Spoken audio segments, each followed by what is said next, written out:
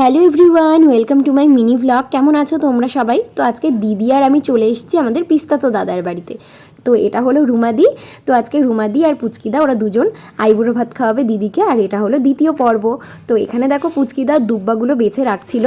তারপর চলে আসলাম ঘরে, এই যে আয়নার সামনে দাঁড়িয়ে একটু ভিডিও করছিলাম, আর পেছনে ওটা ছিল আমার ভাস্তা। তো এখানে রুমাদি আইবুড়ো ভাতের থালাটা সাজিয়ে নিচ্ছে, আর আমাকে বললো একটু ফুল টুল দিয়ে সাজিয়ে দিতে থালার চারপাশ দিয়ে। তো আমি এখানে একটু সাজিয়ে নিচ্ছিলাম। আর এই যে দেখো আমার দিদি রুমাদি আর পুচকিদার দেওয়া সুন্দর শাড়িটা পরে চলে এসছে। তো এটা পরেই ও আইবুড়ো ভাত খাবে। আর এখন হচ্ছে আশীর্বাদ পর্ব।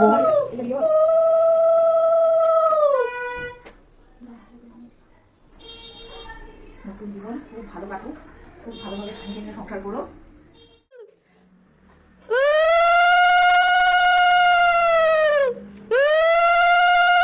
সো মেনুতে ছিল দই, মিষ্টি, চাটনি, খাসির মাংস, দই কাতলা।